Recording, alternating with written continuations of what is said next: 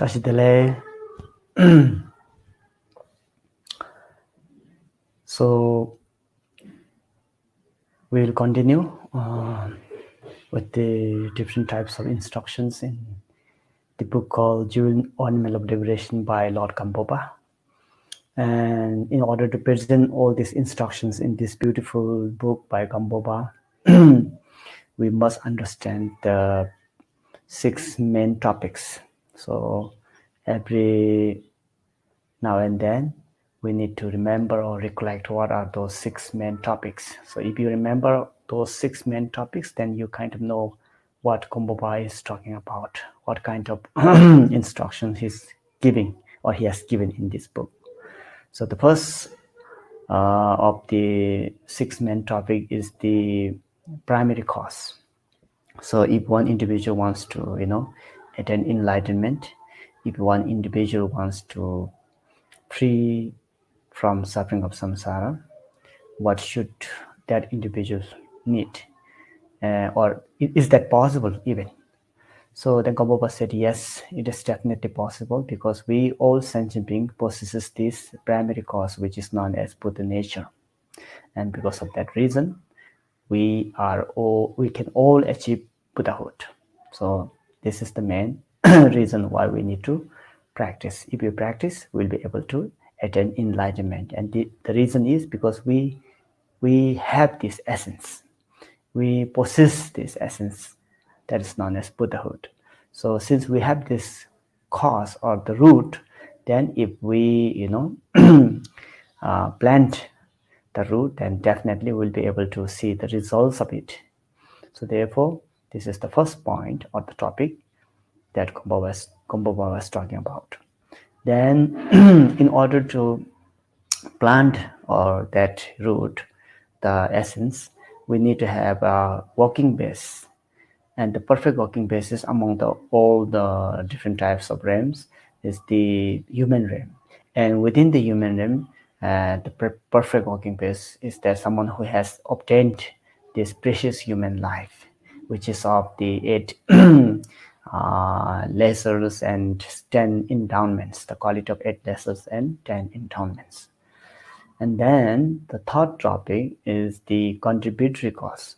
So even though you have the primary cause and you have attained this perfect working basis, which is known as precious human life, but then if you do not have someone who can show you the path, since you are very new to this Dharma, so if you do not have anyone who can guide us, who can teach us, who can lead us to this spiritual path, then it is not so useful. We cannot do because we don't know how to. We need to have a guidance, and that is known as the contributory code, which are known as the spiritual masters. And the fourth topic is the method, and methods are the instructions of the spiritual master. So what can this contributory cause, which is known as spiritual masters, if we attend this spiritual master, what kind of method he or she can teach us? That's the instructions of the Dharma. So he or she doesn't have anything than the sharing us the Dharma, because Buddha himself said that in order to liberate ourselves from the suffering of samsara, we need to apply all the methods. We need to involve and engage in the practice of the Dharma. All those beautiful instructions, we need to apply and implement those beautiful instructions. Otherwise, even if you are in front of Buddha, even if you are if we have listened so many Dharma teachings from the Buddha himself, but if you have not applied them and if you have not practiced them, then even the Buddha can't protect you from falling down to the samsara and experiencing the different type of suffering. So therefore, this method is the most important thing. Things that we need to really implement or first understand, hear them, then contemplate, use all your good reasons with your all knowledge, with your all wisdom, with your intelligence. You need to, investigate these teachings. You need to really contemplate on the meaning of those teachings. And then slowly, when you are satisfied with the reasonings, or when you are fully confident with the Dharma, then you practice them. Then you really implement them into your day-to-day life. Then you practice them. Then you bring them as an antidote towards your cause of suffering, towards your afflicting emotions, towards your 3 or 5 departments. So this is how you can really implement those, beautiful instructions as medicine in order to fight with our negative afflictions and emotions. So that's why this topic, the method, is considered as one of the main important of these all 6 main topics.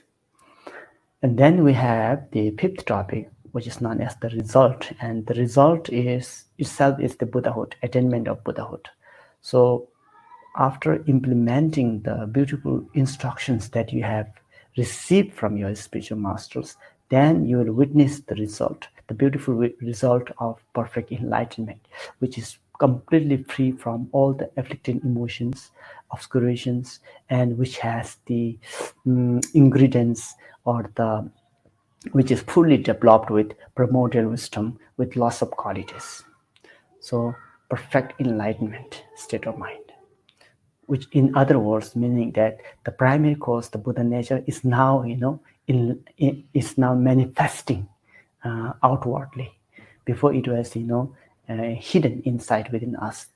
That's because we have not planted that cause, plant that root essence. But after attending spiritual masters and receiving the beautiful instructions, and then slowly practicing them, and then you'll be able to nourished, or you'll be able to develop fully that the main essence, that is the Buddha nature, and fully awakened state of mind, where you can attain this perfect Buddhahood. That's the result, and that's the 5th topic. And finally, the 6th topic is the activity. So what happens when one's achieved complete enlightenment?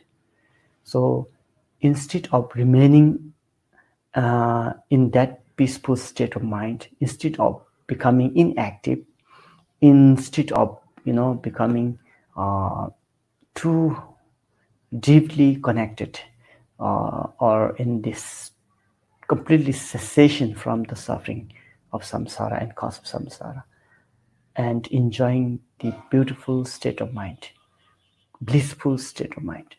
Rather, what we need to do is, because by practicing Mahayana, that individual will not remain in that complete blissful state of mind for oneself. He or she will definitely spontaneously, because of the aspiration that they made before, first at the beginning when they give rise to bodhicitta. So they have dedicated their life. They have made these genuine aspirations that they will walk. They will walk this for the benefit of others. They will practice the Dhamma for the benefit of others. They will give rise to this bodhicitta for the benefit of others. So see, when you first give rise to bodhicitta, you have 2 objectives. Objective number 1 was benefiting sentient beings. Objective number 2 was, attainment of enlightenment. So you really want to attain enlightenment first. And what is the purpose of attaining that enlightenment is to benefit others. So see, you're trying to develop all the good qualities, and you are pacifying all the obscurations, or you are trying to overcome all the defilements. And for what reason? For the benefit of others. So you have 2 objectives: benefiting sentient beings and attainment of enlightenment. So after attainment of enlightenment, because of the force of the power of that aspiration, you will spontaneously benefit all sentient beings. And that is known as the 6th topic, that is so-called the labeled as the activity of the Buddha. So this 6 main topic comprises the whole teaching in this book called Jewel Ornament of Liberation by GAMPOPA. So this is very important. So among these 6 topics, we have so far completed the first 3, the primary cause, Buddha nature, perfect working basis, precious human body, contributory cause, spiritual master.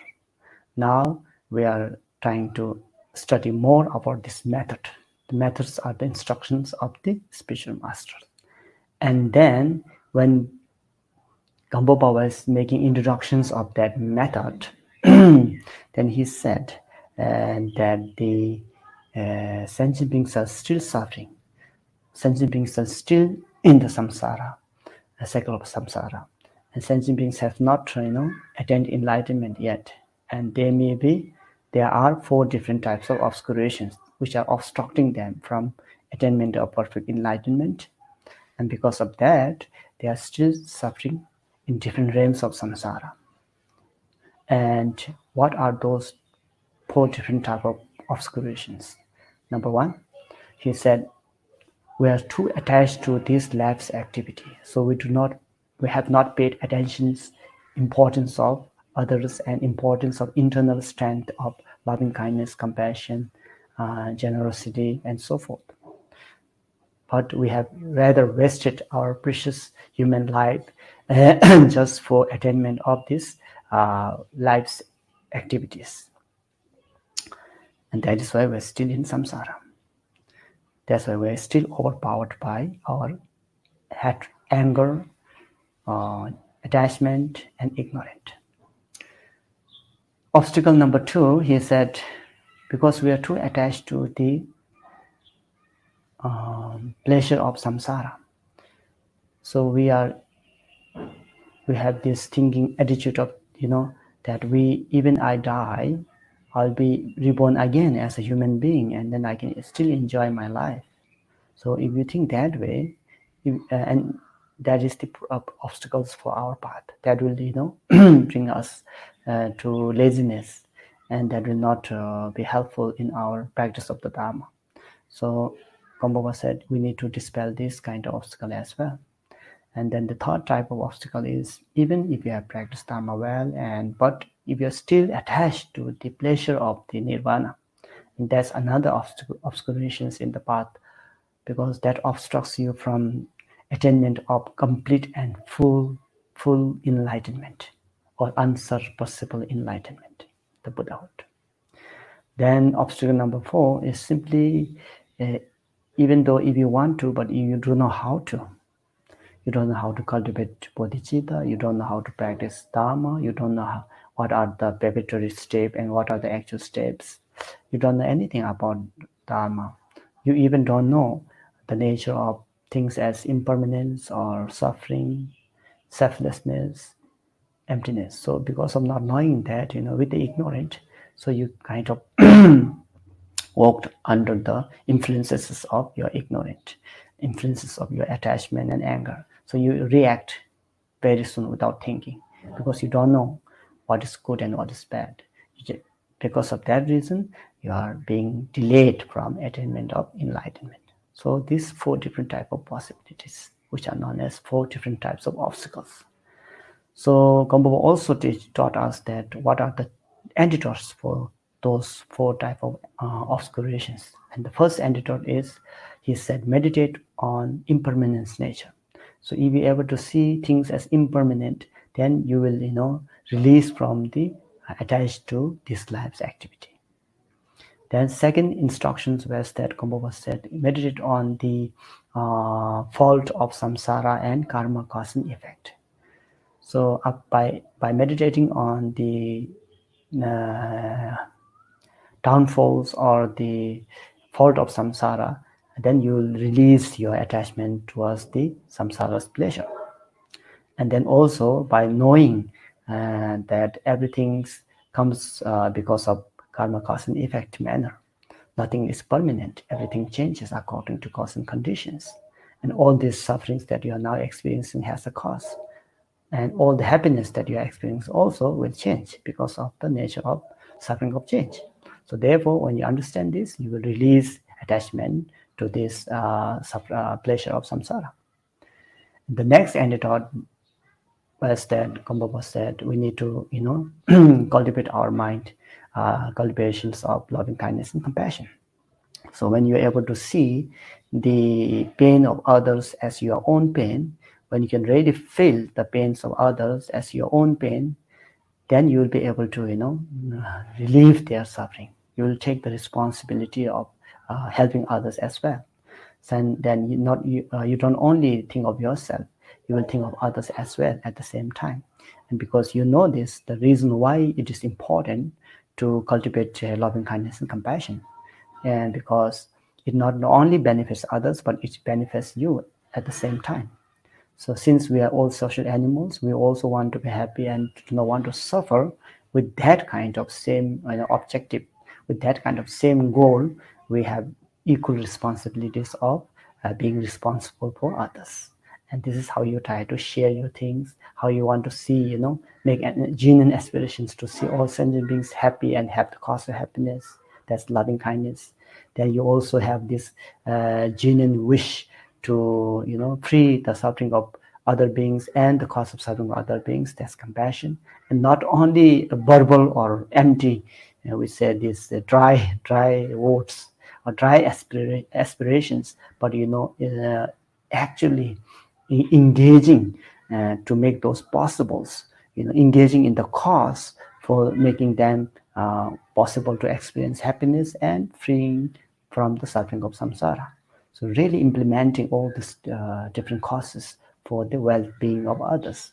So if we have generated this kind of loving kindness and compassion, then you will not dare to stay idle and enjoy in the blissful state of mind of nirvana. You will be responsible. You feel this. You will take this as a global responsibility, social responsibility of benefiting others. So that's the instructions, which is the remedying of the pleasure of attachment in the pleasure of nirvana. And then finally, since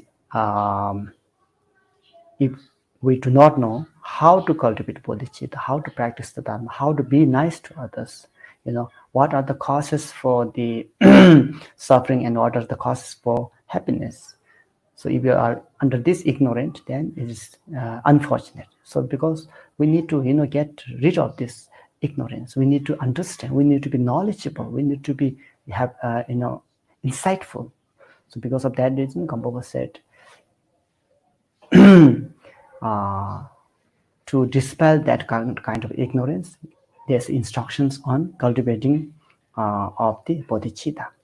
So cultivations of bodhicitta, starting from first entering in the gate of dharma, going refuge in the three jewels, taking refuge in the three jewels, slowly, trying to keep your precepts, moral ethic, practicing your moral ethic, and then slowly generating bodhicitta, and then slowly engaging in implementing the different types of trainings in engage bodhicitta, that is the action bodhicitta, and practice of six paramitas, and slowly you'll be able to see the true natures of things like impermanence, selflessness, suffering nature, and emptiness nature of phenomena, with the development and realizations of practice in wisdom.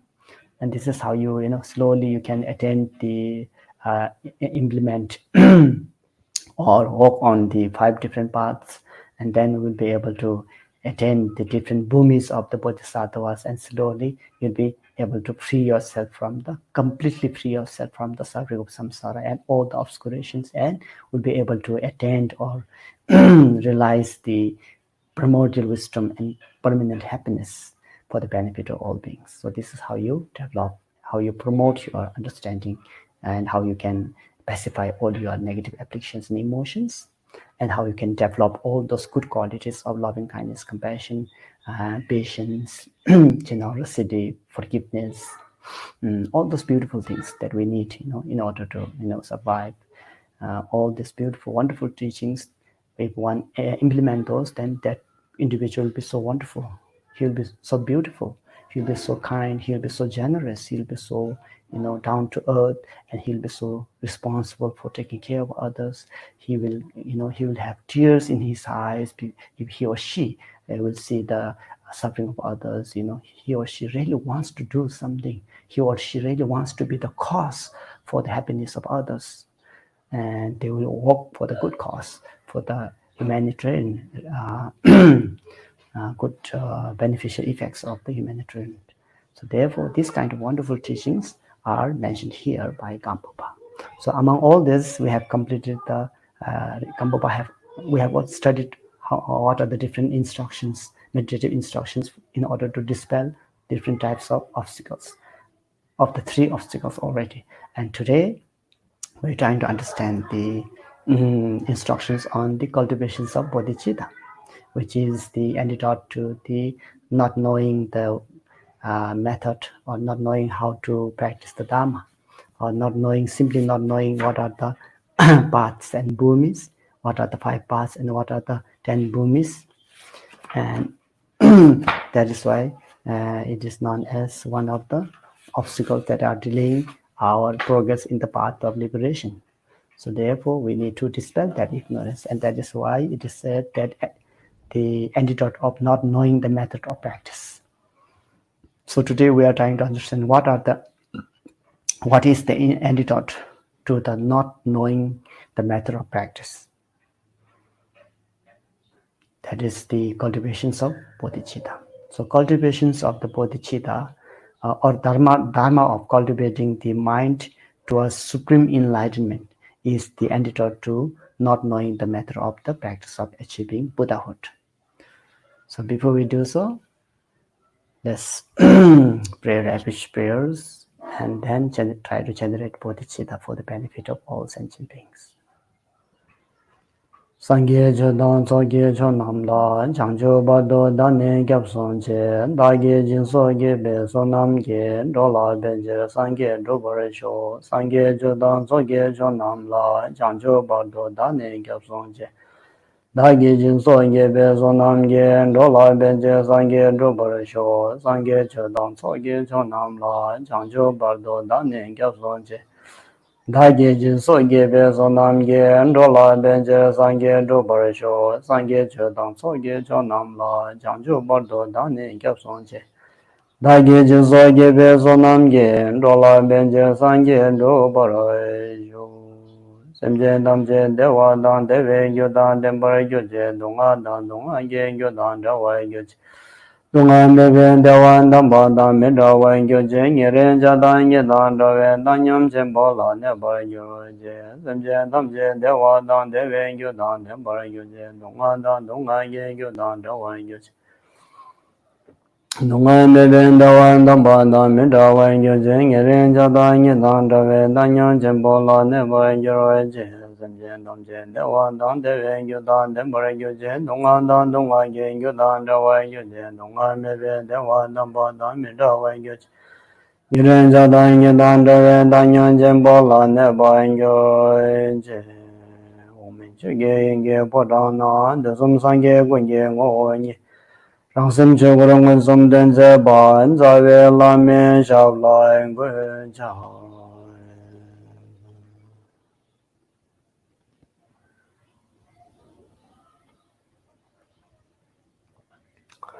Okay, up to now we have been trying to understand different instructions, meditative instructions of how to release our attachment to this life's activity, how to release your attachment to the pleasure of samsara, and how to release your attachment to the nirvana, peace of nirvana.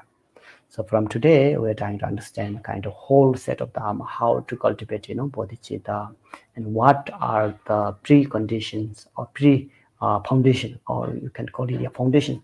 What is the foundation for bodhicitta? What do we need to prepare before we generate bodhicitta? And what is the bodhicitta? And how many types of bodhicittas are there? And what is the objective of your bodhicitta? And then what are the costs for generating bodhicitta? In order to generate bodhicitta, what do you really need as a cost, as a basic cost? And then from whom we are able to receive this bodhicitta, and the method of receiving bodhicitta vows or the ceremony, and then the beneficial effects of generating bodhicitta. And then we have these disadvantages of the losing of bodhicitta. What happens if you lose your bodhicitta? What happens, uh, if you have bodhicitta, what are the beneficial effects of it? If you lose bodhicitta, what will it, what are the disadvantages of losing the bodhicitta?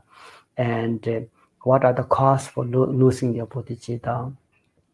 And once you lost your bodhicitta, then how can you repair your bodhicitta vows? And then after receiving bodhicitta vows, and then how you want to, what kind of training one should apply to, what are the different types of training of bodhicitta. All these wonderful teachings will be presented in this chapter. So I'll try to read this out for you first. Introduction. First, Kampo wants to make introductions of this chapter. Introductions to the antidote to not knowing the method of practice. So if your obscuration is just simply not knowing what are the method to the practice, and because of that you are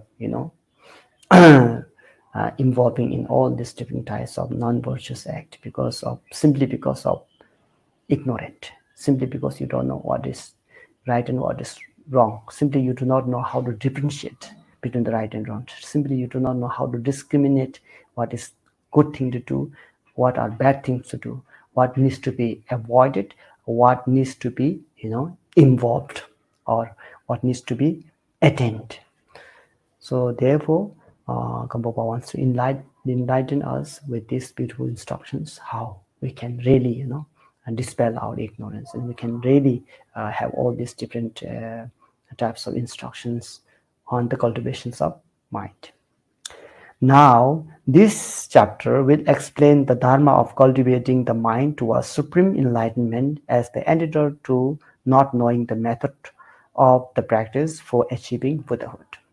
So in order to present this, Gampopa mentions 12 different types of topics here, subtopics, 12 different types of topics, which these 12 different types of topics will comprise the whole teaching of how to cultivate bodhicitta, or how to cultivate the supreme enlightened mind.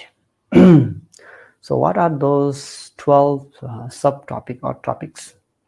Foundation. First is the foundation. In order to generate bodhicitta, what kind of foundation is necessary? You just simply generate bodhicitta. You just can't simply establish bodhicitta or develop bodhicitta. You need to have some kind of what you call preconditions or foundation or the base. So we need to understand what we need to have, our preparatory stage. What are the preparatory stage before we really generate bodhicitta? Otherwise, if you are lacking these foundations or the preparatory stages, then even though if you take bodhicitta, that will be just a ceremonial bodhicitta, but you will not genuinely try to you will not be able to genuinely try to generate bodhicitta. So we need to put all these necessities put on place, right on place. Then second topic is the essence of bodhicitta. What is bodhicitta actually? And then third topic is the classifications of bodhicitta. How many types of bodhicittas are there? Then we have this fourth topic as the objective of bodhicitta. What are the objective of bodhicitta? Then we have the cause for bodhicitta. What are the causes that will generate bodhicitta? And then we have this sixth point, that is from whom you can receive bodhicitta vows. And then we have the method how to generate bodhicitta. What are the ceremonies? Then we have next point, 8th point, is the beneficial effects of bodhicitta. What are the qualities of bodhicitta? Once you have attained bodhicitta, what are those qualities, beneficial effects of bodhicitta? And then next we have the disadvantages of losing bodhicitta. And then we have the cause of losing the bodhicitta. What are the causes for losing bodhicitta? And then once you lost bodhicitta, the 11th is once you lost bodhicitta, how can you repair them? What is the method of repairing bodhicitta, or it is repayable or not? So these are kind of different instructions are there. And finally, training in the bodhicitta. So all these wonderful instructions will comprise these teachings on the antidote of not knowing the method of practice, that is the cultivations of bodhicitta. So that's the introductions of this chapter. And the next is the, among the 12 points or 12 topics, the first is the foundation. So what kind of foundation is needed? What kind of foundation is necessary before we generate bodhicitta? Otherwise, as I mentioned earlier, if you are lacking this foundation, then even though if you take bodhicitta vows, that will be just a ceremonial bodhicitta vows. That will be not the actual receiving of the bodhicitta vows. So before that, we need to make sure what are the preparatory step or the foundations for bodhicitta. So the first one he says here is the foundation, and that is the mainly is the refuge, having refuge vow, and then keeping one of the 7 patimoksha vows or the precepts, keeping the precepts of the patimoksha vows. So there are 7 types of patimoksha, who keeps the precepts, patimokshas, who are keeping the patimoksha vows. So we'll try to understand that later on, but generally speaking, if you are a follower of the Buddha, or you are practicing Buddhist teachings or the Dharma, then it is necessary that we need to have some kind of commitment of ourselves. Otherwise, it will be just a knowledge, and then you are not serious. And even though you know that non-virtuous acts are not good, but if you have not made yourself made a commitment of not involving in those non-virtuous, then slowly, with the influence of your different people around you, you will slowly fall into that track of involving in the negative cause, negative activities through your body, speech, and mind. So therefore, in order to protect us from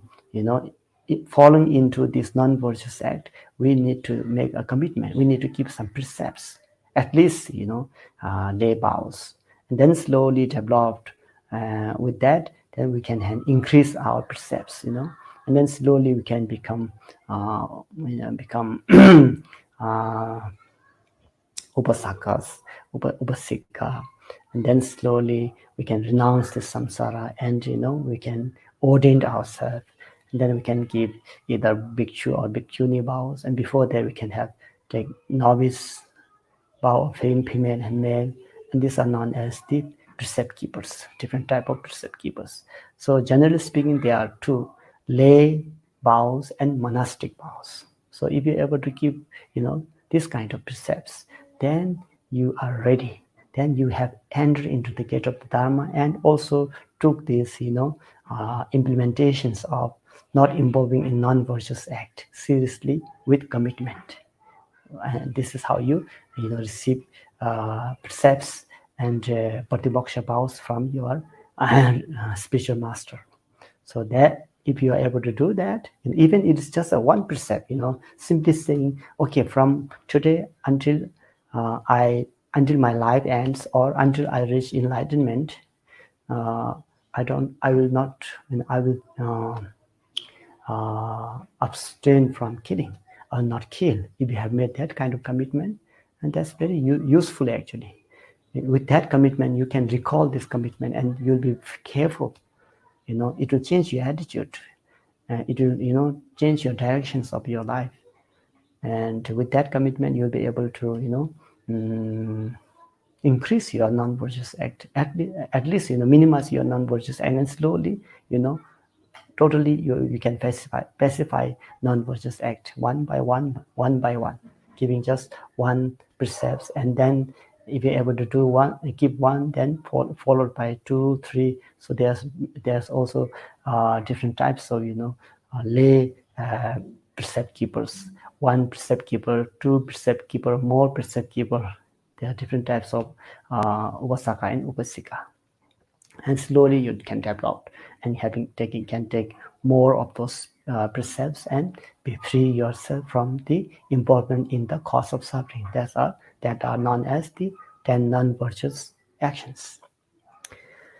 Okay, so here the foundation. First, you need to have refuge power. Otherwise, what differentiates you whether you're Buddhist or non-Buddhist is having taken refuge vows in 3 jewels or not.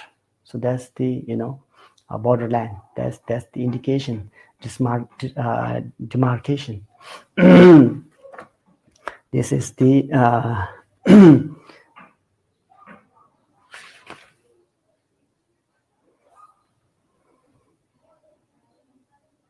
okay. So, what are the foundations? The first foundations for cultivations of the mind of supreme enlightenment is a person who number 1 belongs to Mahayana family. 2, who has taken refuge in the 3 jewels. 3, who has maintained any one of the 7 Patimoksha vows. And 4, who has aspiration bodhicitta. So here it is talking about the foundation for the action bodhicitta.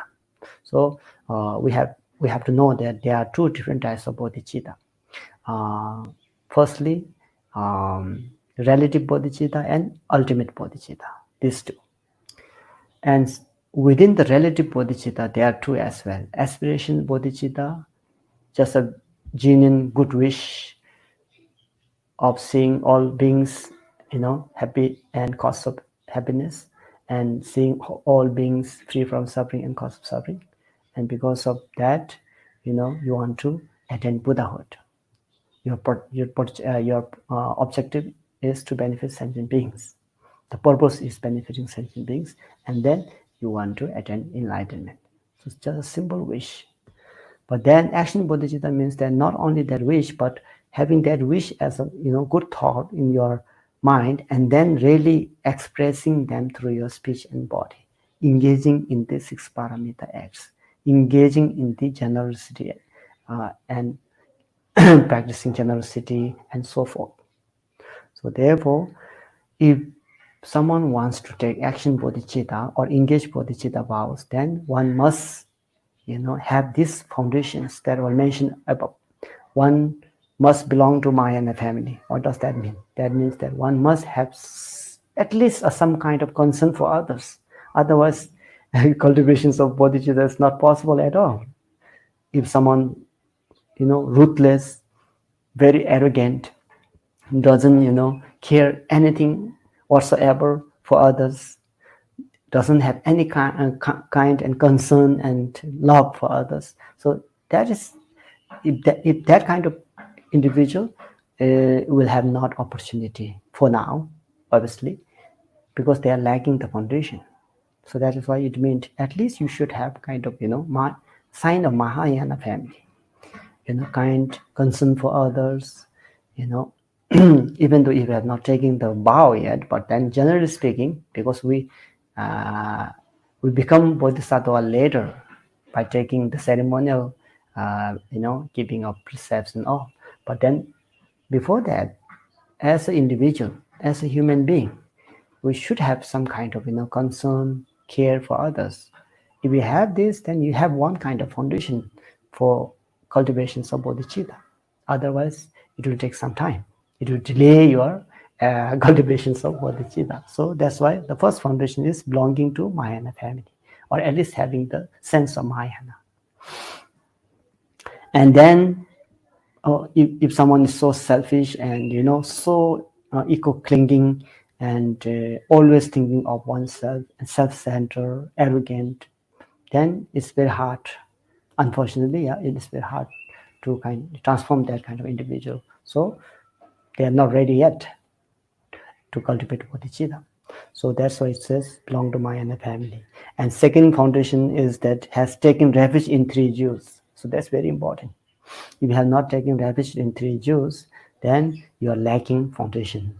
So as I mentioned earlier, what is the demarcations of Buddhist and non-Buddhist is whether someone has, taken refuge in the three Jews or not. And then third point is maintains any one of the 7 patimoksha vows. So one should have, kept one of the, patimoksha vows. It can be upasika vow, upasaka, upasika, or novice, or bhikshu and bhikshuni. So later on we'll discuss more on this issue. So you should at least have one kind of kept one precept or one of these 7 patimoksha vows. And then one has the aspiration bodhicitta, because in order to generate action bodhicitta, you need to have aspirations bodhicitta beforehand. So that's why these are mentioned as a foundation for cultivations of bodhicitta. These form the foundation from which to cultivate action bodhicitta. So as I mentioned here earlier, this is really meant for action bodhicitta. Someone who wants to really generate action bodhicitta, then he or she must have the above foundations. A person with the qualities up to taking refuge is the basis for cultivating aspiration bodhicitta. So if you want to ask, okay, for the action bodhicitta, I understood there are 4 different type of foundation that should be met, right? But what about aspiration bodhicitta? If someone wants to generate aspiration bodhicitta, what are the foundations? Then for them this is one must have taken, first one must belong to Mahayana family, at least one should have concern for others, and second is taken refuge in 3 Jews. So these two.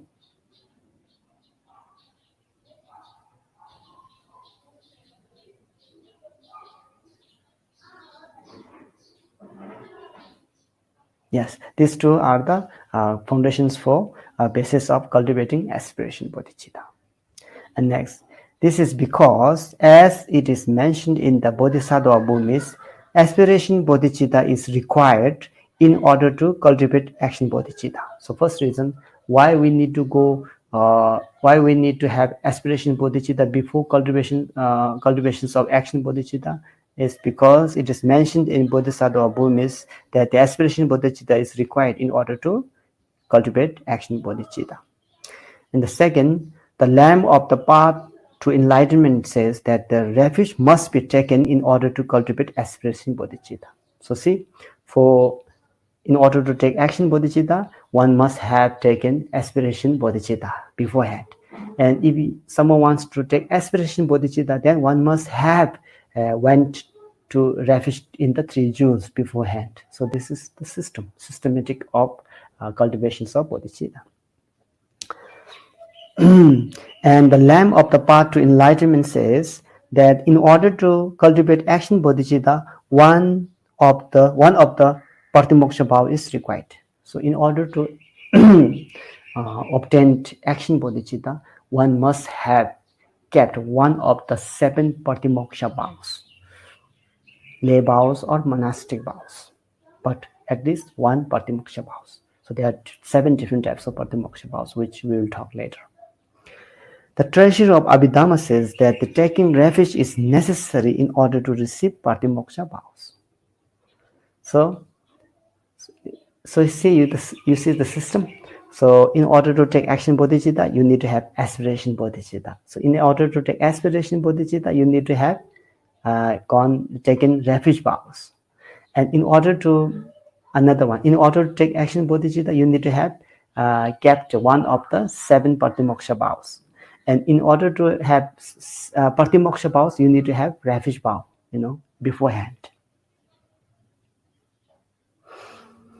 The Bodhisattva Bhumi mentions that without the Mahayana family, one cannot receive the Bodhisattva vows, even if one cultivates the mind through ceremony. So as I mentioned earlier, among all this foundation, one must at least have this kindness or concern for others' well-being. Otherwise, it is difficult for one to cultivate bodhicitta.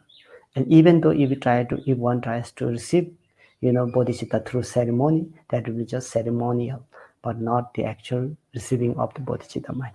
Therefore, all the necessary elements must be connected and gathered. So remember, if you want to take bodhicitta vows, you make sure that you have some kind of concern and care for others. You have taken refuge in the three jewels, and you have kept one of the 7 patimoksha vows.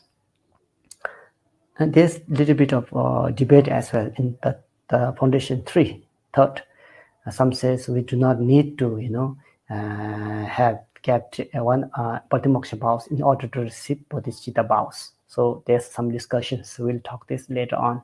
But at least if you have kept one of the 7 patimoksha vows, if you belong to one of the 7 patimoksha vows, then it is very good. But there's some debate. We'll talk later. And then you need to have these aspirations bodhicitta before we generate action bodhicitta. Okay. So in detail now, Mahayana family. Generally, the foundation number 1, Mahayana family. Generally, one should have Mahayana family, but particularly one should be in the awakened family. So remember, we spoke about this in the first chapter, awakened family. So at least one should be belong to awakened family, and this detail should be understood explained in the first chapter. Now, second foundation is taking refuge in 3 jewels. So from here, GAMPOPA tried to enlighten us what is refuge, how many types of refuge, how many types of refuge are there, and what are the objects of refuge, and what is the time limit of the refuge vows, and what is the motivations of refuge vow, what is the ceremony of refuge vow, and what are the trainings after taking refuge vow, or after taking refuge in 3 jewels, what are the beneficial effects of this. So these are all in different instructions will begin from here. So taking refuge in the 3 jewels, to explain this second topic or second foundation, the object in which one take refuge, you must ask whether to take refuge in the powerful deities like Brahma, Vishnu, Mahadeva, like the gods in the desire realm, or Rupa Dhatu, so forth, or in powerful deities and nagas of the one's country who abides in mountains, boulders, lakes, trees, and so forth. So because many people practice this, remember, in different countryside here in Asia, people used to worship trees, stones, rivers, lakes, mountains, boulders, all these different types of going refuge or taking refuge in. So are this refuge what do you call, does that the refuge which is meant here talked by GAMPOPA here, are this type of refuge? No, it's not. It is beyond this kind of taking refuge in worldly nagas or mountains, or even the gods of the desire realm and Rupa Dhatu. So it's not. They are not object of refuge according to Buddha, because they cannot give you refuge. Why? Because they are still under the control of non-negative applications and emotions. They are still under the control of the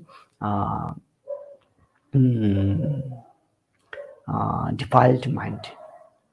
So someone who is under the control of negative applications and emotions, they cannot be your refuge. They can help you in some extent. They can teach you in some extent, but they cannot. They are the not object of your ultimate or supreme refuge. So, what are the qualities of those objects of your refuge should be? We should understand this in more detail. So, therefore, it says in the sutra, worldly beings take refuge in the deities of mountains, forests, shrines, rocks, and trees. These are not the supreme refuge. They are just a temporary. Sometimes, they feel they are protected, but they cannot be protected from the suffering of samsara, because those protectors themselves are not free from the afflicting negative afflictions and emotions. So how can they protect? If you need to rely upon protector, that should be someone who is supreme, someone who has a supreme knowledge, someone who is free from all these disturbing negative afflictions and emotions, which are the cause for the suffering of samsara. You need to find someone as the object of your refuge who is free from these negative afflictions and emotions, who are not covered by negative afflictions, overpowered. Someone who is not overpowered by these different type of negative afflictions and emotions. Because if someone is overpowered by negative afflictions and emotions, they have no freedom. And if they are not freedom from the cause of suffering, then how can they protect us? They even cannot protect themselves from falling from the suffering of samsara, falling down to the three lower realms. Then how can they protect us? It's very logical. So therefore, GAMPOPA says here, all these worldly refuges are not the supreme refuge. Then second thing is, then you may ask, okay, if these trees and mountains and lakes and if they are not real protector, then is your parents, teacher a real refuge, or should you take refuge in your parents and so forth? Should you take refuge in your parents, relatives, friends, and so forth? Those who are kind to you and those who always benefit you? Okay, that sounds a little better, right? But then you have to check whether they are free from the suffering of samsara, whether they are free from the cause of suffering of samsara. Are they not overpowered by negative addictions and emotions? Okay, this also will not give you true refuge, because they are also under the control of negative addictions and emotions.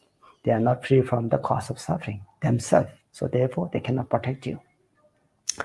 There's a quote from Representations of the Manifestations of Manjushri Sutra, which says that parents are not your refuge.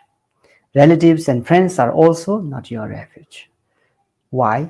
Because they will go to their own destinations and leave you. So they will also go according to their karma, according to the creations of their karma. They will leave you as a nature of impermanence. They will die and they cannot protect you. And they also has to, follow their own karma. They also have to experience the consequences of their own karma. And then how can they protect you? They will leave you. They cannot protect you. So therefore, they are not supreme refuge, even though they protect you in this relative sense, in some extent, protect you from heat and cold, protect you from hunger and thirst, protect you from disturbing environment circumstances, but they cannot protect you from suffering of samsara. So we need to find someone who can protect us from the suffering of samsara, isn't it? We have heard so many different types of suffering of samsara in different realms already. So we have enough. We don't want to suffer again. So we definitely want to find someone who is free from suffering of samsara and who can lead us to the permanent happiness, who can give us instructions of the way how all the beautiful methods that we can attain enlightenment. So therefore, this is the reason why those parents and worldly mountains or lakes or rivers or even gods of the Rupa Dhatu or the gods in Desire Realm, Kama Dhatu, they are not your supreme or real refuge. Okay, why can't they give you refuge then? The next question KHENPO asks, why can't these parents, your parents, relative, or these nagas or gods, why can't they give you refuge? In order to give refuge, one should be free from all the fears and have no suffering. These beings are not free from all fears and are in the state of suffering. Very true. Therefore, Buddhas are the only ones who are completely free from suffering. So now KHENPO was talking about the real refuge, the object of your refuge, the real objects of your refuge. So he says that therefore Buddhas are only ones who are completely free from suffering. Yes, because Buddha have already pacified all the obscurations of negative afflictions, emotions, and obscurations of the subtle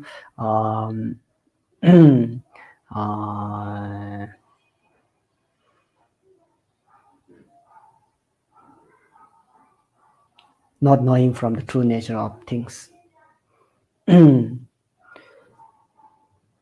He is free from the cause of suffering, and he has already attained the perfect and final unsurpassable enlightenment, because therefore he is the real protector for us, because he himself has applied the cause, applied the method, and he himself has already freed from the suffering of samsara and cause of samsara, and he has already attained the permanent happiness. Therefore he is the one. He is the one who can save us, protect us. He is the one who has the ability to give us refuge. Then second is the Dharma. Dharma is the only path for the practice of Buddhahood.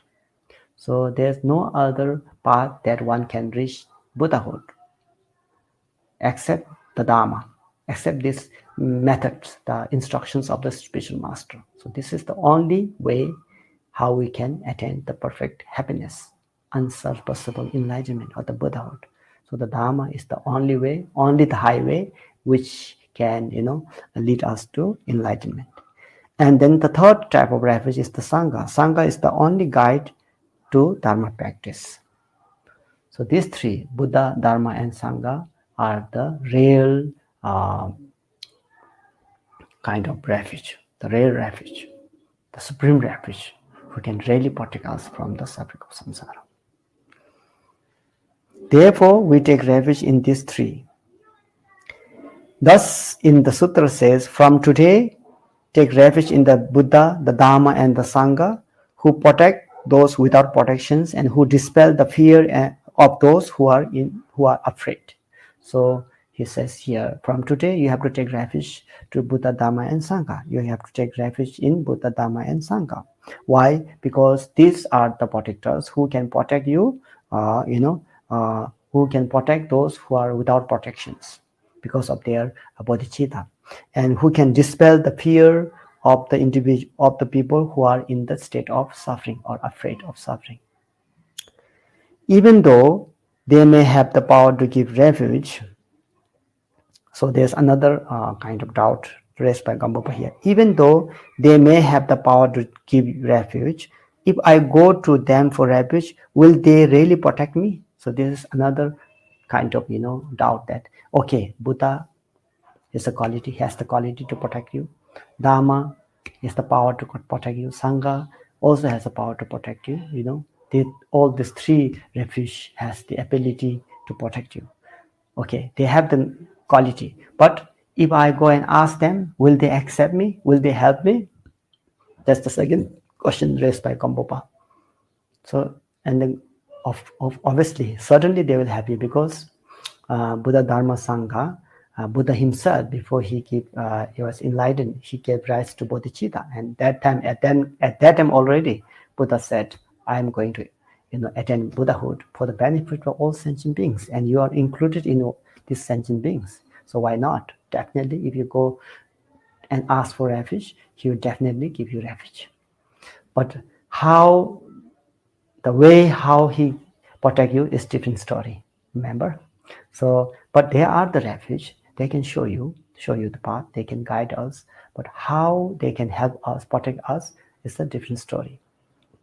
When you hear this, When you say, oh, Buddha can protect you, Dharma can protect you, Sangha can protect you from the suffering of samsara, from fear, from, all these sufferings, then you may sound like, oh, they can just protect me just by, putting their hands on my crown or pouring water on my crown. And this is not the case, because after that Buddha said, I can protect you from the suffering by showing you the Dharma. That's it. Otherwise, I cannot just, uh, take away your sufferings from you and add or give you all the good qualities of the Buddha. So that's not the case. But even though Buddha is the protector, because if you rely upon Buddha's instructions, what Buddha can do is Buddha can give you instructions. That's the method that we are now talking about. And then if you really, implement those methods, that's the Dharma itself. You remember, see now, Buddha is the one who is giving you the Dharma, and Dharma is the path which lead us to enlightenment. And then the Sangha, who are, companion for this very good cause. So therefore, Buddha, Dhamma, and Sangha are the real protectors. So there's no reason to doubt this, because there's a quote from Sutra of the Great Parinirvana which says, by taking refuge in the three jewels, one will achieve the state of fearlessness. Therefore, this will explain how to take refuge in these three. How to take refuge in Buddha, how to take refuge in Dhamma, how to take refuge in Sangha. So GAMPOPA will explain this in more detail. So we'll talk about this tomorrow. Okay. Thank you very much for listening, and we shall dedicate our merits of listening and the sharing of the Dharma for the benefit of all sentient beings. So nam de yen dam je ze ba nye top ne nye be da nam pam je ne ge ga na je ba la tro ba se ben so len do wa ra sho.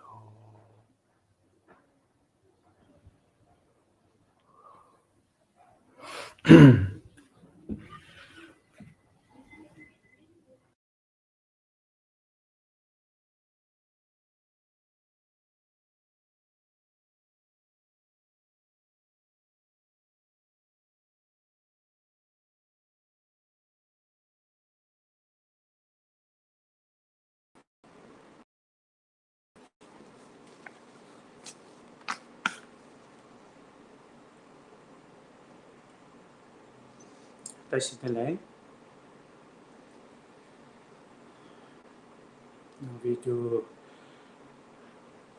meditation and reciting mantras and pray aspiration prayers.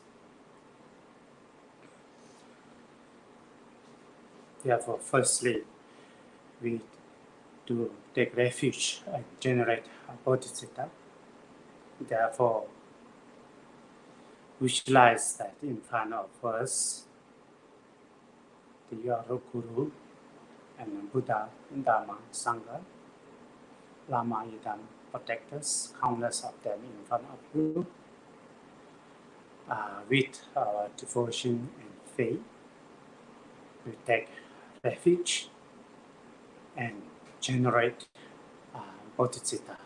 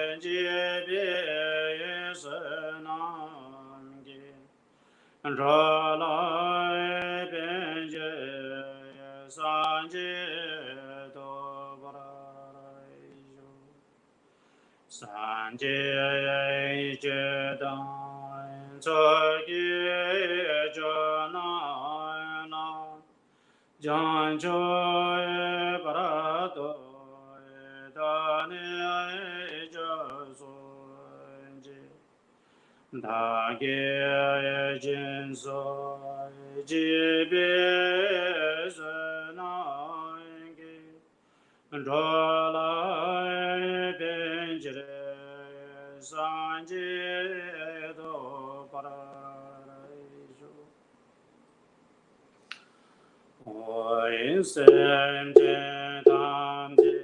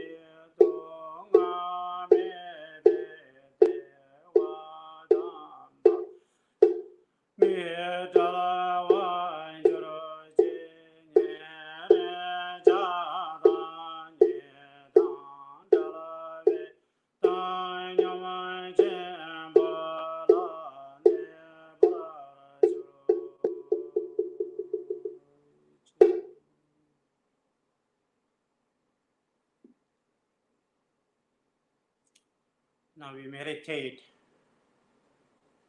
on giving and taking meditations. First, you visualize that all the mother sentient beings are in front of you.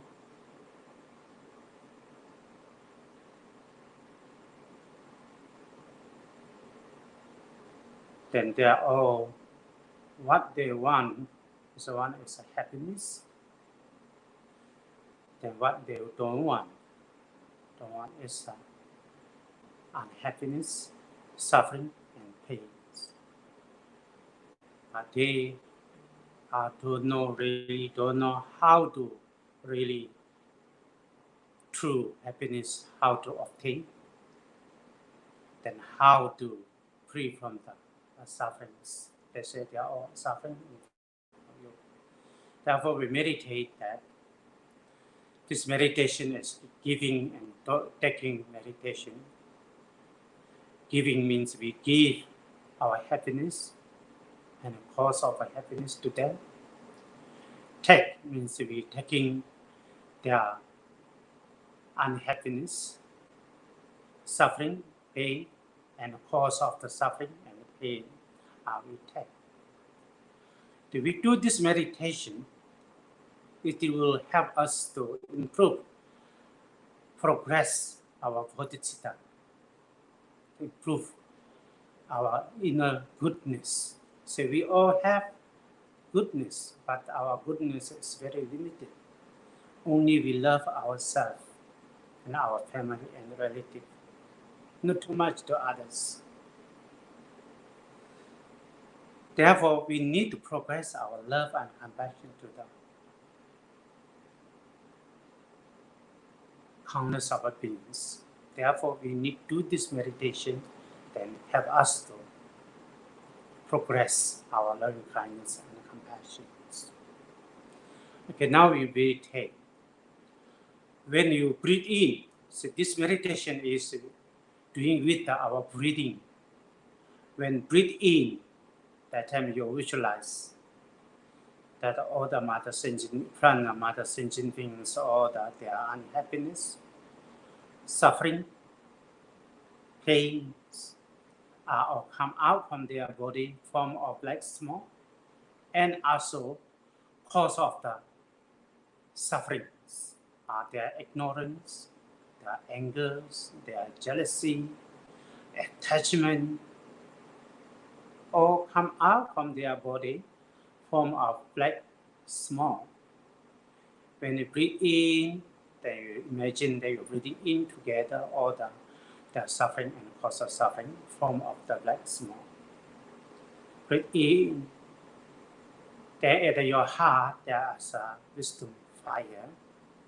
That fire will burn all the black smoke and their sufferings. You imagine they are free from the suffering and cause of the suffering. Then when we breathe out, that time you visualize that your virtues, your merits,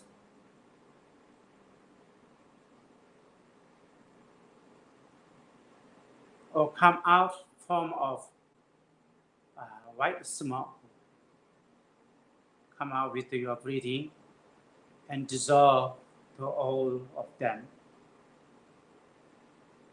Imagine they all receive happiness and the cause of happiness. Imagine they are forever, they are staying with happiness and the cause of happiness. Do you meditate on that for 5 minutes?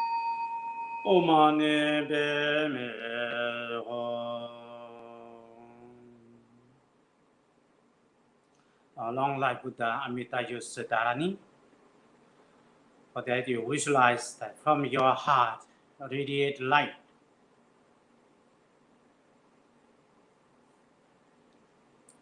They visualize that Amitayu is above your head. The Amitayu is Sambhogakaya form of Buddha Amitabha.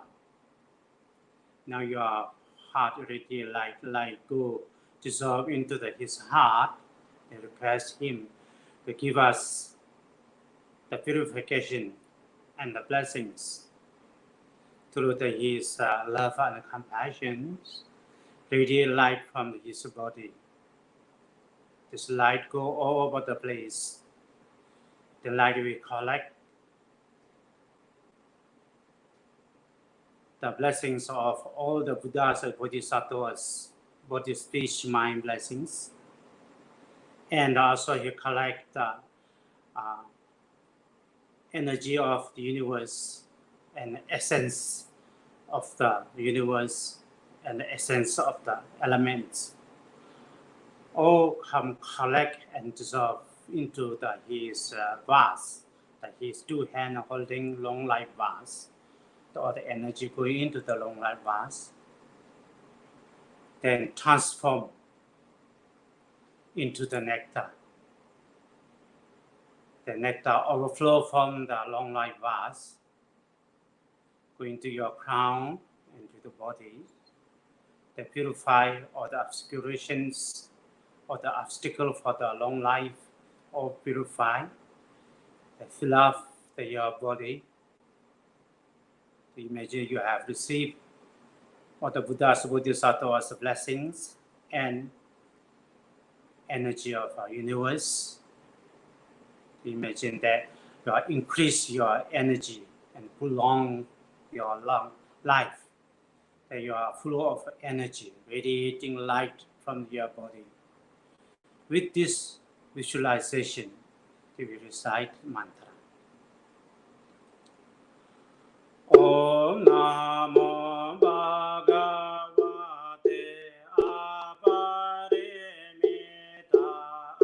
Ayurjana Sobhine Cetayate Sorajaya Tathagata Arahate Samya Sambuddhaya Deyata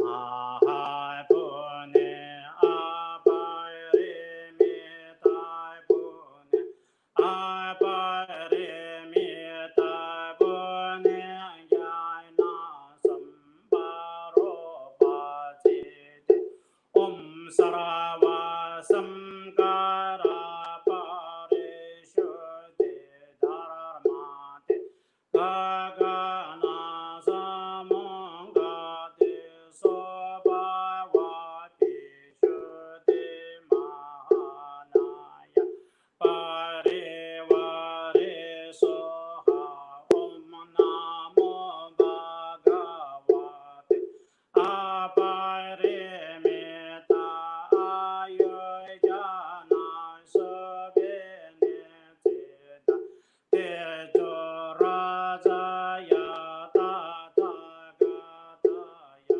Arahate Samya Sambuddhaya Deyata Pune Pune Mahapune Aparimita Pune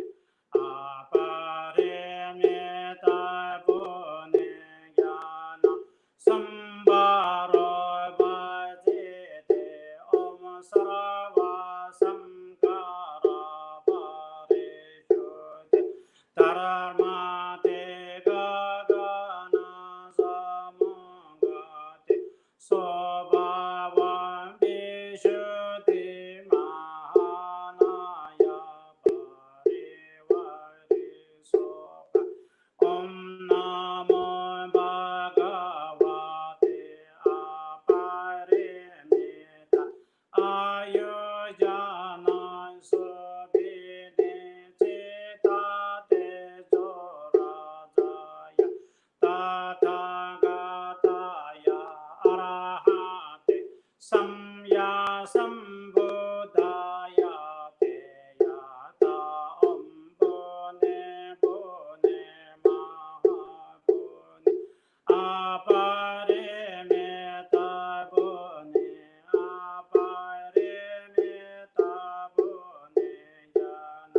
Sambaro Bhajite Om Sarava Sankara Shuddha Dharmate Gagana Samungate Sobhavavi Shuddhi Mahanaya Parivare Soha Om Namo Bhagavate Aparimita Ayojana Subhin Sita Tezorajaya Tathāgataya Arahate Samya Sambuddhaya Teyatam Pune Pune Mahapune Aparimita Pune Aparimita Pune Gyan Sambaro Bhajite Om Sarva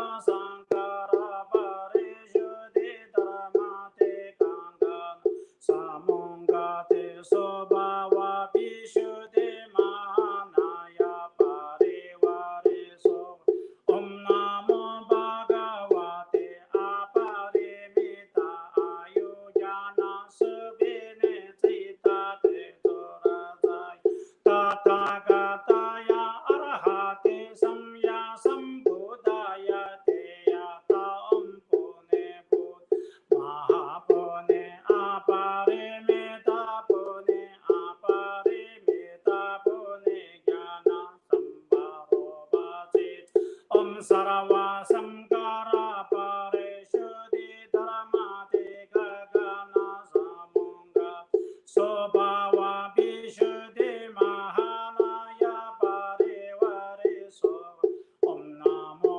Bhagavate Aparimita Ayojana Subhine Citate Rajaya Tathāgataya Arahate Samya Sambuddhaya Teya Om Pune Pune Mahapune Aparimita Pune Aparimita Pune Jnana Sambharo Bhajite Om Sarva Sankara Parishuddhi Dharmate Gagana Samungate Sobhava Vishuddhi Mahanaya Parivare Soha Om Namo Bhagavate Aparimita Ayurjana Subhine Sita Tezorajaya Tathāgataya Arahate Samya Sambuddhaya Teyata Om Pune Pune Mahapune Aparimita Pune Aparimita Pune Jnana Sambharo Bhajit Om Sarva Sankara Parishuddhi Dharmate Gagana Samunga Sobhava Vishuddhi Mahanaya Parivare Soha. Now, medicine Buddha's mantra, there's a long mantra and short. Both we recite 7 times. Therefore, you visualize from your heart already like this light go to the pure land of a medicine Buddha. This light dissolve into medicine Buddha's heart. They request the medicine Buddha to give us blessing and purifications. The truth that he is aspiration. Nectar flow from his begging bowl. This nectar come and go into your crown in the body, and also nectar go into all the mother sentient beings' crown in the body. Purify all the sickness and the cause of the sickness. The nectar flow the bodies. They imagine that receive the blessings of the medicine Buddhas. They are free from the sickness and the cause of the sickness.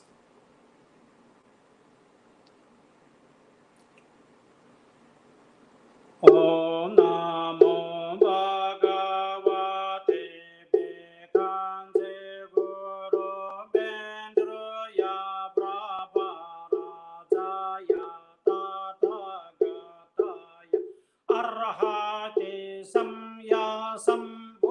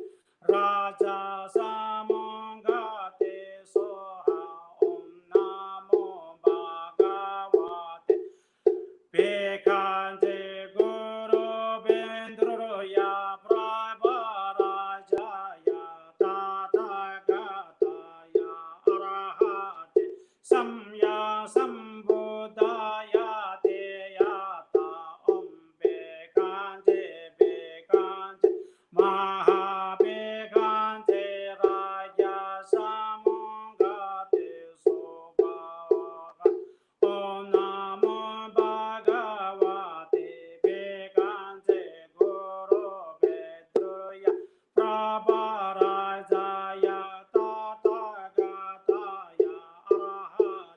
Samya Sambuddhaya Deyata Om Bekante Bekante Maha Bekante Raja Samungate Soha Om Namo Bhagavate Bekante Guru Vendroya Prabharajaya Tathagata Arahate Samya Sambuddhaya Deyata Om Bekanje Bekanje Maha Bekanje Raja Samungate Soha Om Namo Bhagavate Bekanje Guru Vendroya Prabharajaya Tathagata Arahate Samya Sambuddhaya Deyata Om Bekanje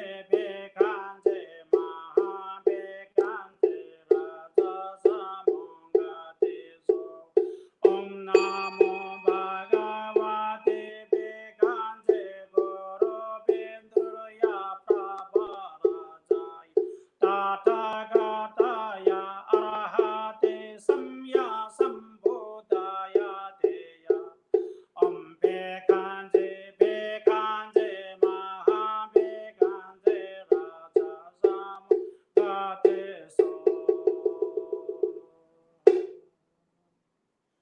Deyata Om Bekanje Bekanje Maha Bekanje Raja Samungate So Deyata Om Bekanje Bekanje Maha Bekanje Raja Samungate So Deyata Om Bekanje Bekanje Maha Bekanje Raja Samungate So Deyata Om Bekanje Bekanje Maha Bekanje Raja Samungate So Deyata Om Bekanje Bekanje Maha Bekanje Raja Samungate So Deyata Om Bekanje Bekanje Maha Bekanje Raja Samungate So Deyata Om Bekanje Bekanje Maha Bekanje Raja Samungate So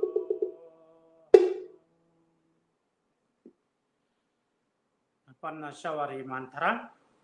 Therefore, you visualize that Panashavari deity is in front of you. That nectar flow from her body into your crown, the body, to purify all the obscurations, all the sickness, all the negative energies are all purified.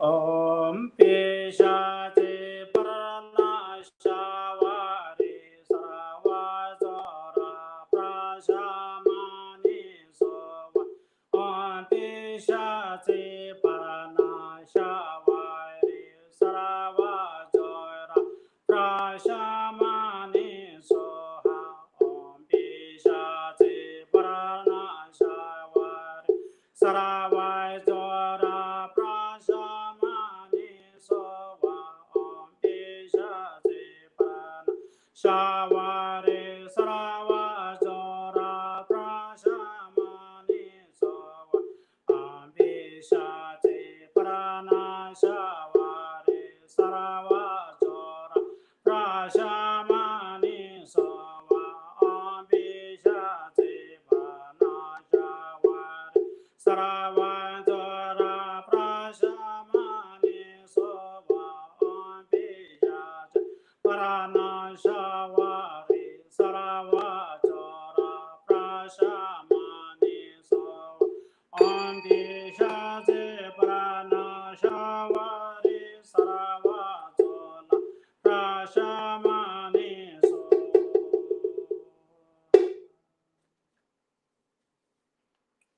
Now visualize that Dorji Namjum deities.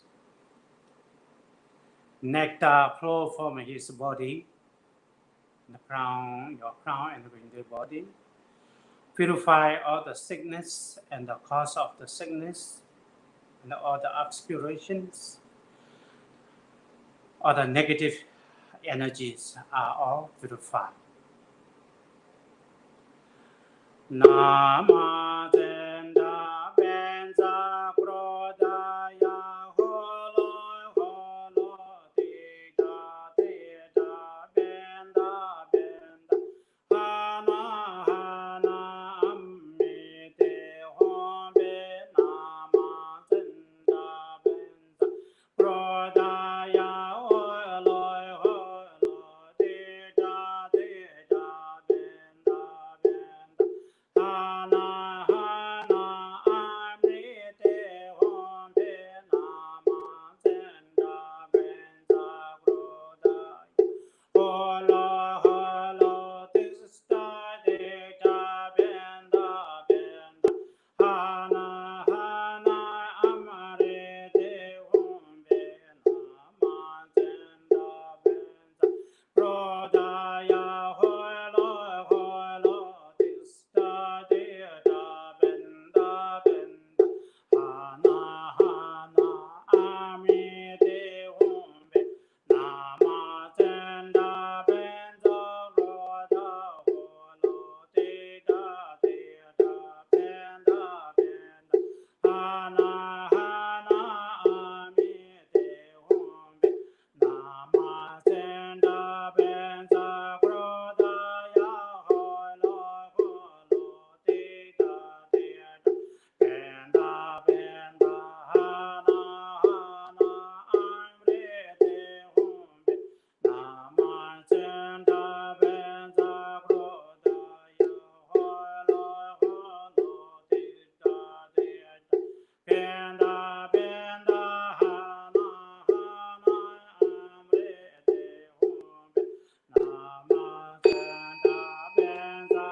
Krodaya Holo Holo Tista Tista Benda Benda Hana Hana Amrite Hombe.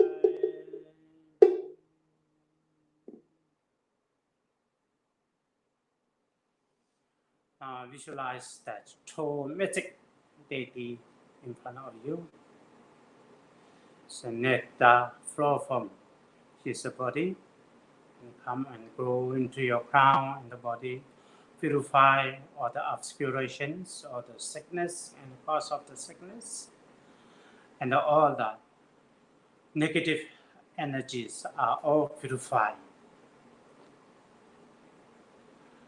Om Bhurgo Maha Brahmana Ye Bhuti Bhugi Bhimale Ozoma Krodha Hombe Om Bhurgo Maha Brahmana Ye Bhuti Bhugi Bhimale Ozoma Krodha Om Bhurgo Maha Brahmana Ye Bhuti Bhugi Bhimale Ozoma Krodha Hombe Om Bhurgo Maha Brahmana Ye Bhuti Bhugi Bhimale Ozoma Krodha Hombe Om Bhurgo Maha Brahmana Ye Bhuti Bhugi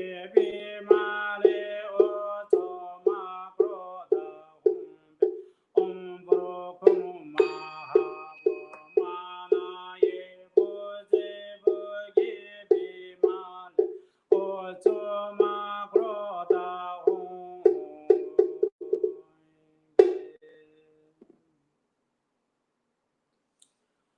You visualize that in front of you is the sky, the 8 medicine Buddhas, and surrounded by 16 bodhisattvas and countless of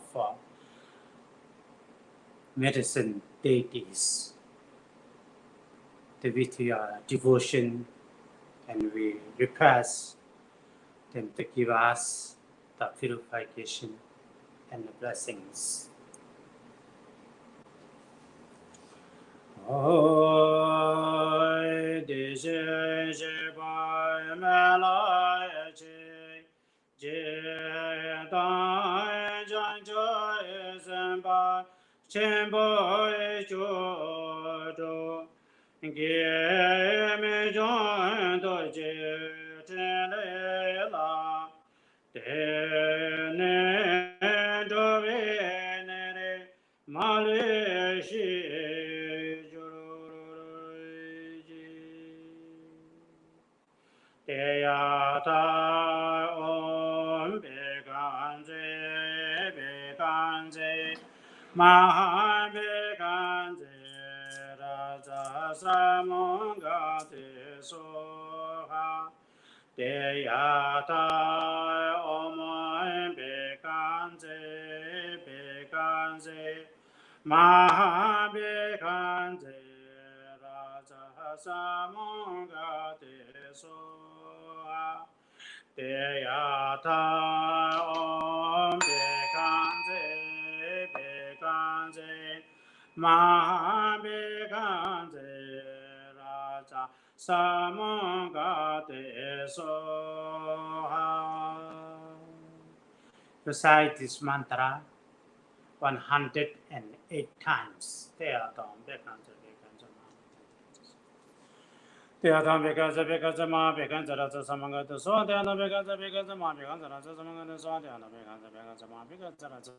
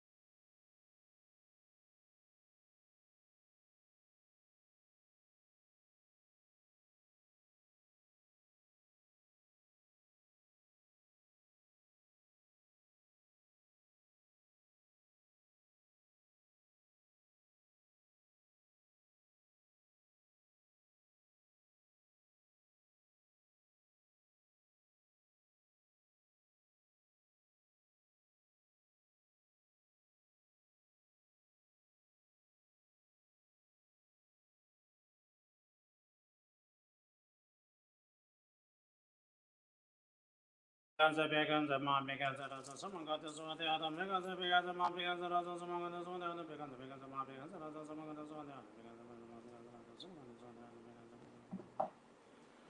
Adam Beganza Adam Beganza Beganza Ma Beganza Raza Samangata Swati Adam Beganza Beganza Ma Beganza Raza Samangata Swati Adam Beganza Beganza Ma Beganza Raza Samangata Swati Adam Beganza Beganza Ma Beganza Raza Samangata Swati Semje ne ba je ne ba nya da ne le da ju zhe bie ne ma le ba da do ju wa me bra de shu. Now we recite Mahasiddha, Tangdong Gyalpo's aspiration. When we reciting, when we pray the aspirations, you must think of the meaning of that aspirations.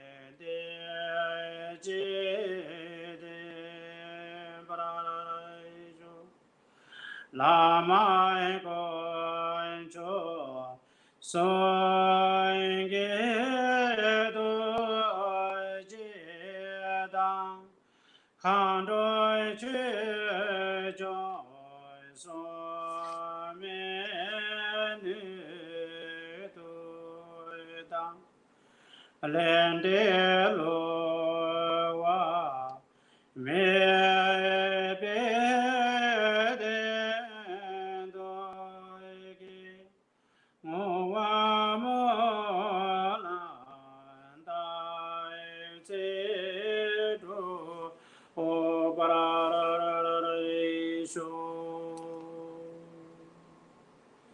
ye ma ho ngon sra san je na wa ta ye so jo to je chen bo da yen do sen bai to je to na lai san je jan se ba me ko je go ye je wan tra pa do me pa ye de wa je shi ja we jin gam de da ne de ne te be jo ma ta ke wa shen je pa ma je ba ro te ro ye ne na de je do sho de ge da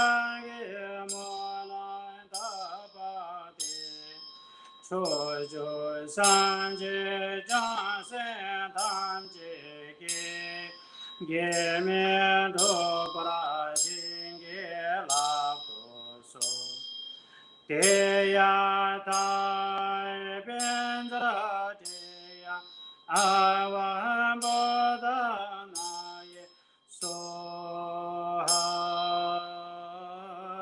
cho de ge wa se ji gong cho nian zo la je ye rang da gen de sama ge sa ba con cho som la che ba go jai ve tem ba pe gyur ke ge wa sen je gen la mo do ge san je to ju ro ji ge sai tan je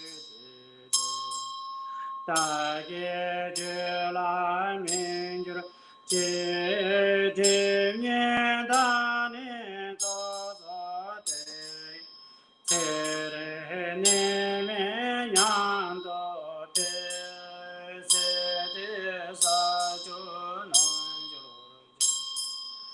tam se se be ju ma ta de wa jin do ji ju ro ji je ne be me kha ji de le den de la san ji shu jan shu ba ta ne ji se do troi be do wa de ba shu dedicate by these prayers and meditation,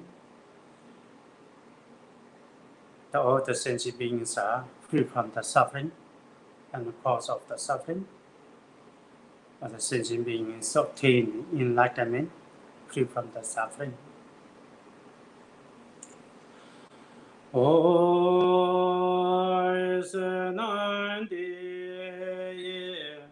tan je ze ba ni thom ne ye be da nama ban ji di ke ga na je ba la ba ro ba ye si be cho le do wa do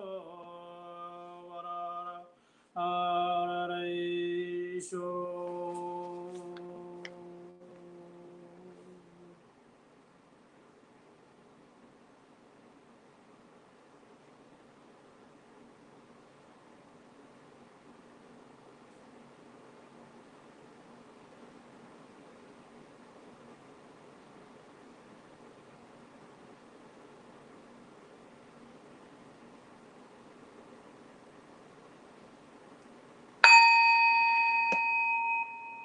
Thank you.